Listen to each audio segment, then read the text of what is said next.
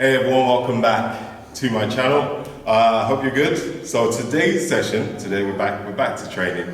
We're doing some functional training today. I know some of you are going to be like, oh, functional training. But today's training is going to be functional training. And what functional training basically means is doing certain exercises that would help improve strength and stability. Predominantly core strength, lower back strength, and also we're going to include shoulder stability with that, shoulder strength and stability. So a lot of these exercises, if you watch my previous video, functional training video, which I'll try and put a link somewhere, if you've tried some of those workouts, you would know that they are so different to what you're normally used to doing, whether you do CrossFit, powerlifting, bodybuilding, whatever type of training you do. A lot of these movements apply to your training. They can be beneficial to your training. They can be beneficial to everyday life because a stronger core and a stronger lower back, is great for things like walking up the stairs, sitting down, getting up, and etc. etc. So today's video is going to be similar to the last video where I'm just going to do the exercises and do a voiceover because I can't speak and demo at the same time. Because I can't walk and chew gum at the moment, so we'll stick to me doing voiceovers. And as always, I'll give you all the exercises, and I'll also give you alternatives if you can't do any of these. But these should be pretty simple to follow, no matter what your fitness level is.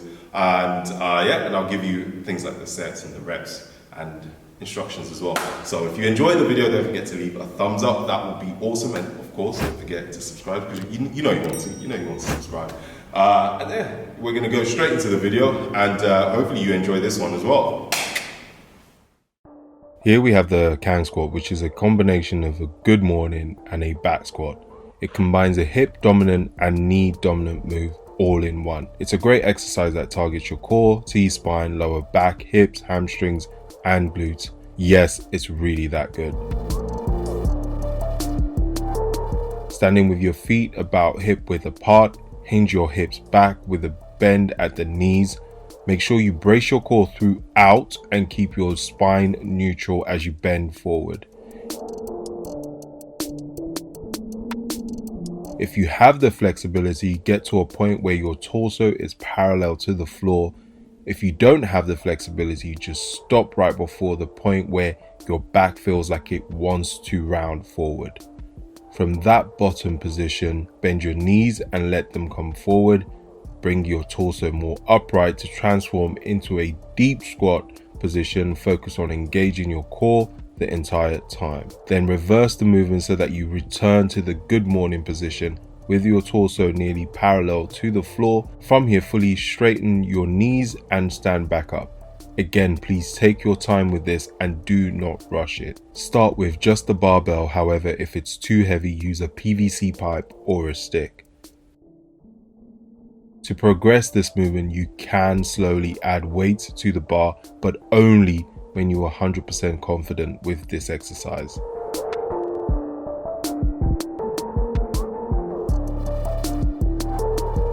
This exercise right here is one of my favorites go-to exercise that I include in my training at least 3 times a week.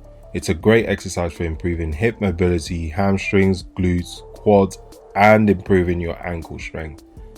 Starting with your legs out wide with your feet pointing outwards, make sure you brace your core and then squat down to your left or right, making sure to keep your torso as upright as possible. Go deep into the squat as your mobility allows, and then drive your foot down against the floor to bring you back up to the standing position. Again, you can start with just body weight before using the barbell, then also progress this movement by adding weights.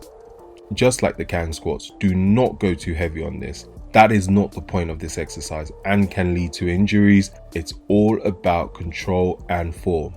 With training in general, no ego lifting. You aren't in the gym to impress anyone, but to improve yourself. The kettlebell windmill is a great exercise for shoulder strengthening and stability, core strength, and a great hip and posterior chain stretch. Starting with your feet shoulder width apart or wider if you prefer, angle both feet at a slight 45-degree angle. As you can see, I am facing the arm overhead to really focus on keeping that arm straight. And once you touch the floor, reverse this move again, keeping the weighted arm as straight as possible. Now, the best thing you could do is start light or without any weights first before you increase the load overhead. You can also use a dumbbell for this. You can also have your feet wider or narrower, which remember that the narrower your stance, the harder this exercise will be. Now, the pistol squat is one you might have seen in my previous video. However, we are doing it from a box, which is a great way to help improve a traditional pistol squat, as standing on the box allows for a greater range of motion. Making sure to brace your core, keep your chest up to keep a nice neutral spine. Then as you squat down, making sure your knees do not track too far forward on your toes and go as low as your mobility allows. I like to have my hands out in front as a way to keep balance and also make sure that I stay upright and not round my upper back. You can also hold the squat position for a good second or two, then drive the box down to the floor with your foot when coming back up. With a lot of squat and deadlifts, I always imagine I am pushing the floor away from my feet during the concentric, and also avoid bouncing off the squat. This is a great exercise to improve core, hamstrings, glute, ankle strength, as well as mobility. Now, if you struggle with doing these, there are two alternatives. First is a seated box pistol. The same principle applies. Make sure you brace your core at all times and drive your feet down on the floor to stand up. You can progress this by reducing the height of the box as you get better. Another great alternative is the banded pistols, or you can use a TRX. Same principle applies. However, the great thing about this is you can progress this by going from a heavy to a lighter band, and also where you place your hand on the band. So the further away, the harder this becomes. You can also start with holding both hands on the band and then going into a single arm on the band. This is one exercise that a lot of people really should add to their routine. It's a great shoulder strengthening exercise. However, the main benefit is it helps build a strong core. Using two heavy kettlebells resting in the front rack position, as you can see in the video. Now make sure you keep your elbows down and not flared out. Make sure you brace your core and keep it tight, chest up, and also another tip is to contract your glute. Yes, seriously, because by doing this, it would engage your lower back. Also, think of it as an upright plank. Then maintain that position as you walk at least 20 to 30 steps or more, whichever you prefer. To progress this, use a heavier weight or increase the amount of steps each set. So this exercise here is great for strengthening your core, shoulder, quads, and hamstrings. And it's also a great stabilization exercise for your shoulders. Using two kettlebells, you will rest one on the front rack position and the opposite arm will be overhead, keeping your arms up as straight as possible overhead. A tip is to keep your arms as close to your head as possible. Engage your core and then perform the walk-in lunges. This is a complex exercise that requires a lot of focus and stability and coordination, so please be careful and start light to fully grasp the movement before you increase the weights.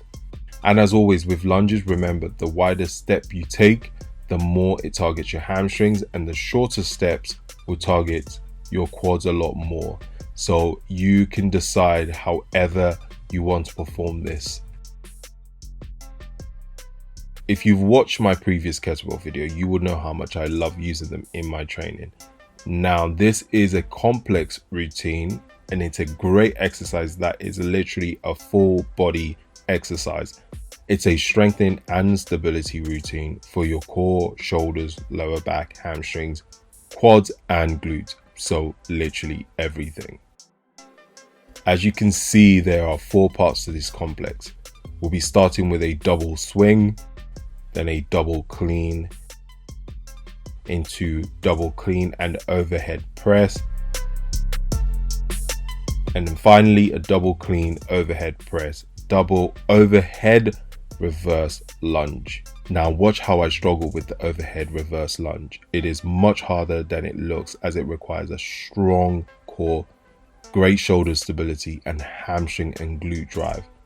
Also making sure to keep my arms as straight as I possibly can, which, as you can see, could be better. And that's the beauty about this type of exercise. It really shows your weakness and what to work on. Here is a single arm alternative, as the double might be too challenging. Please start light with this, and it's not a race, so do not rush this.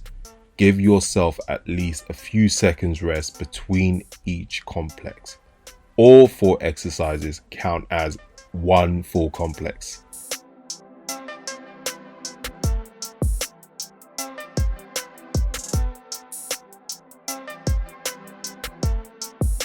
The Turkish getup is a great strengthening and stabilization exercise for your core, shoulders, and T-spine.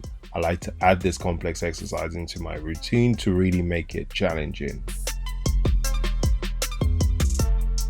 Now pay attention, there's 3 stages in this complex. The first one is only going up to the point of hip extension, then back down to the start position. Second, we'll be going all the way up to the kneeling position and then back to the start position.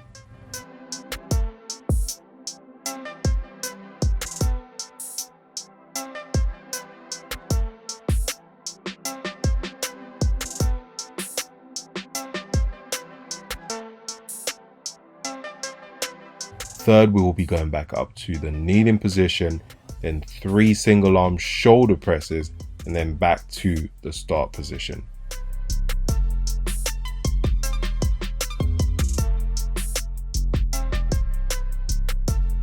As you can see, there are a lot of stages, and yes, it's a lot harder than it looks. So once again, start with a lighter kettlebell.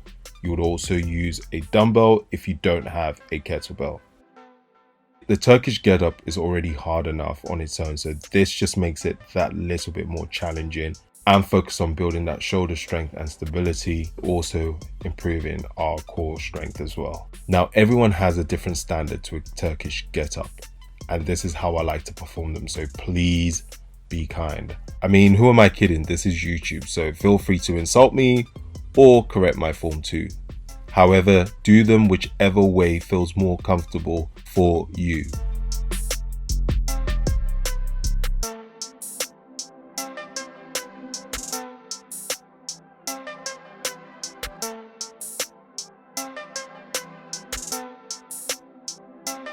Next, we are focusing on some midline work, and I know what you're thinking. Obi is back again with his weird exercises, but I promise I didn't make this up, and it's actually a great exercise. This is a great core workout, and trust me, when you do this, you will see why. Using a bench or a box, you need to be elevated due to the rows. Brace your core and engage your glutes to keep a neutral spine and avoid your lower back sinking down. Once you do this, you will see why it's a core exercise, because if you do not brace your core, you will be unstable and struggle to hold the position. Now we will make it even more interesting and create some instability by adding the kettlebell rows, and by doing this, your core will have to work extra hard to maintain a neutral position whilst performing the exercise.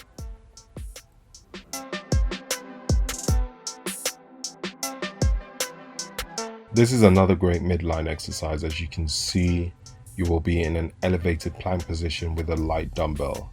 Make sure to brace your core and engage your glutes, and also make sure you engage your shoulder blades. Row the dumbbell up towards your chest and rotate externally into a side plank. Now make sure your core is still engaged to avoid your core dipping down, and press directly overhead, keeping your arms as straight as possible. Pressing overhead requires a lot of oblique engagement and forces them to work harder to keep you upright. And don't forget to always keep those glutes engaged. Not only is this a great midline exercise, it's a great shoulder strengthening and stability exercise as well. A progression will be using a heavier weight. Okay everyone, so this is just a reminder on the emphasis on keeping good form as much as possible on every exercise. However, yes, we are all not perfect, and that's okay as long as we try our hardest, which is all that matters. I am just a guy that loves fitness and want to share as much of what I have learned as possible. So if you want to share some good feedback or tips in the comments as well that we can all learn from, then that's great. Okay, so hopefully you enjoyed the video. I actually just filmed the intro and the outro in one take. It's so weird. So if you enjoyed the video, as always, make sure, like I said before, you leave a thumbs up. If you have any questions whatsoever, leave a comment below. And as always, I'll be happy to answer them. Thank you so much for watching. Peace out.